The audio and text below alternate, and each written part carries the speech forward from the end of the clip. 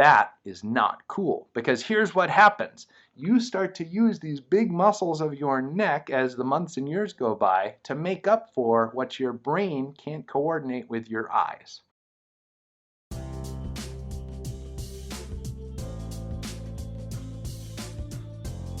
I'm Dr. Scott Therrell, and this is my practice, Functional Restoration. I became a chiropractor 20 years ago to focus on complex cases specializing in neurology. Subscribe and welcome.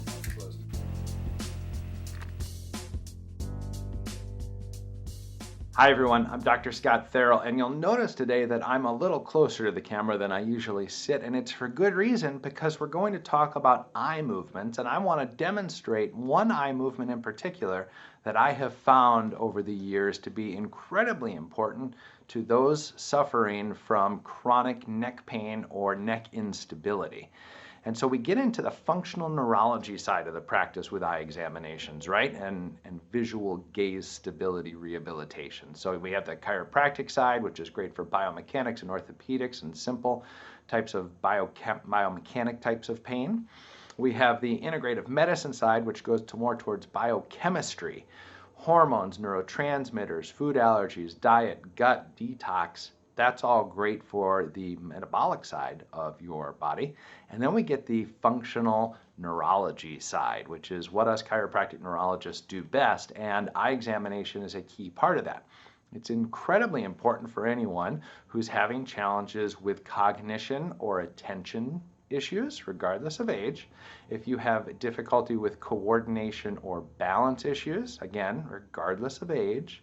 If you have difficulty, say, with chronic neck pain and neck stability, it's super, super important. And even if you're noticing things like, boy, my eyes just get tired when I'm reading now, well, let's figure that out and why that is. So we're trained a lot in the neurology of eye movements because we know the pathways pretty darn well over the last couple decades, and they're not that hard to examine in the office if you know what you're doing.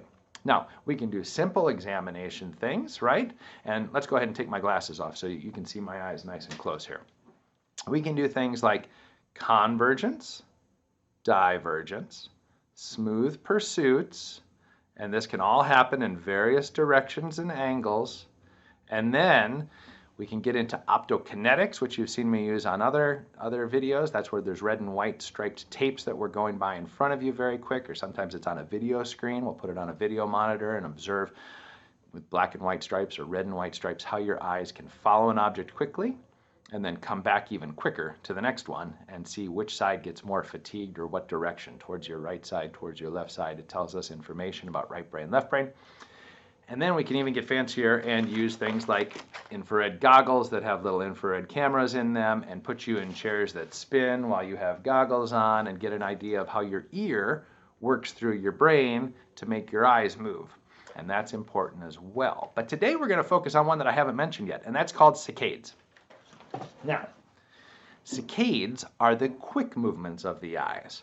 So if you were to hold two fingers up, and I want you guys to just watch my eyes, don't watch my fingers, watch my eyes, you would typically be able to go back and forth between two objects and do a saccade movement. It's defined by how many degrees per second you're moving your eyes versus a slow pursuit movement, okay?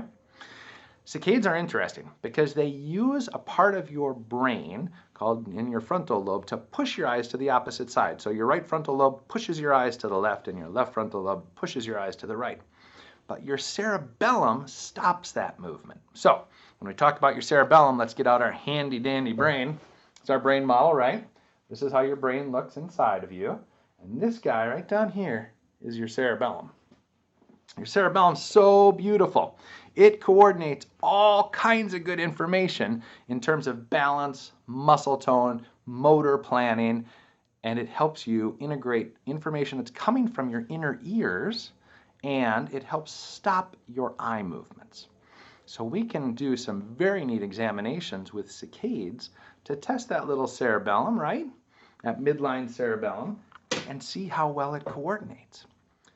Here's what happens if that cerebellum doesn't work real well. It can't stop the saccade accurately. So here we are, watching my eyes again, okay? You might be able to come over here pretty accurately, but you may stop and have a hard time finding it. Come over here easy. difficult time. You'll often notice that people will blink. They will blink to hide what's hard. And one side they'll blink to. You can do these in different angles, and then it starts to feed into semicircular canal balance mechanisms a little bit more. You can do them in the vertical as well, and you can find which side has the harder time. So again, I can go easy to my left, but as I go to the right, I may bounce around a little bit before I can find my finger.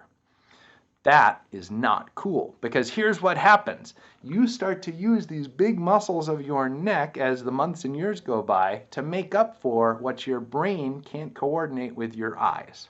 It's not necessarily, and it usually isn't, an eye muscle weakness, right? So it doesn't really matter which eye we use for these quick saccades. You'll see the same jumpiness, and you're either undershooting the target, where you come over and you have to move a couple times to find it, or you're overshooting the target, where you come over and you go too far and you have to come back to it. Hypo, undershoot, hyper, overshoot, metria. When you have that hypo or hypermetric movement, you will use your big voluntary muscles of your neck to compensate your head movement. So what starts to happen on an examination is every time Bob or Sally move their eyes to the left, their neck is still. But when they come back to the right, they actually look at it. Left. They can go left all day long. They go to the right, they move their head. Left, right, left, right, left, right. And all of a sudden you'll start to see, and I'll say, now hold your head still. And I'll say, well, I am holding my head still. And I'll say, try it again and really focus on holding your head still. And you'll recreate the examination.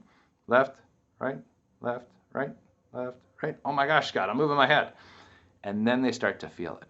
What happens is you get chronic neck tightness. You have two different layers of muscles, generally speaking, in your neck. You got these big voluntary guys on the outside, and if you dissect all those away, you have these little teeny tiny reflexogenic muscles. And these intrinsic spinal muscles control your posture and your head posture in gravity all day long, so that you have good posture and good senses of balance. And if you're using these big guys all the time and they're getting tight because those little guys have forgotten how to reflexively fire, right? Maybe you had a whiplash, maybe you had a concussion, maybe you've just been really bad about stretching your neck for a long time and exercising, and you're losing your range of motion and you're getting tighter. No matter what it is, that poor cerebellum is losing input from some of your inner ear mechanisms, some of your eye movement mechanisms, and some of your muscles, your proprioceptive receptors. And what happens is there's a reflexogenic mechanism that happens where the eyes start to show difficulty, and biomechanically the neck and the spine and other balance systems can show difficulty. What's it all mean? Well, you can set up a camera at home and just go ahead and record your own eye movements and see how easy it is. If you want to get a little more objective about it, have someone else in front of you kind of telling you where to look, right? And you can play with that a little bit if you want to. And then you can practice whatever's weak, and by doing fast movements towards the side that's weaker in whatever direction it may be. Now in the office we get a little fancier than that. We may spin you in chairs, we may have you do different computer programs where we're going to use gaze stability and track different objects on screens.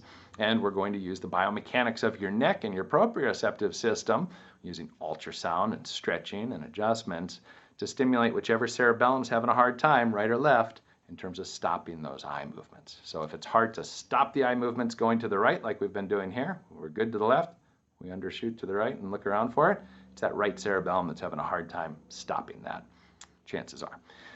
So that's a little bit about why chronic neck pain and eye movements are so intimately related to each other, and a little bit about the functional neurology of how cool the cerebellum is and why we talk about the cerebellum all day, every day in this office. And why sometimes people come in with various types of symptomatology and we start doing eye exams and they're like, hey, I didn't come in for an eye problem. Now you know the importance of a good functional neurology eye exam on everything from difficulty with attention to eye fatigue while reading to chronic neck pain to balance challenges. And here's the real kicker, guys. If that system doesn't work, it causes a fight or flight mechanism. It feeds in to your own sensory motor system, and your brain knows something isn't quite right, and it's exhausting to compensate for it. It can cause pain, neck pain, like we've talked about. And that little hiccup in those eye movements, causing some balance and some coordination issues, constantly causes a little fight or flight mechanism, because your sensory motor system isn't dialed in the way that it should. All right, that was probably more than you ever wanted to know about eye movements, the cerebellum, neck stability or instability and pain, and the different symptoms that can go along with it. But it's fun to explain some of that stuff, and I hope you enjoyed it. Listen, I'm Dr. Scott Therrell. I want to thank you for your time and your attention going through this. If there's anything I could do to help you, I'm here in southeastern Wisconsin. Please shoot me an email or pick up the phone and let me know. And until then, I wish you your very best brain, your very best body, your best life. Connect with us on social media. Follow us on YouTube and make sure you hit the bell so that you're notified when we actually release new videos. And we'll see you out there. Take care.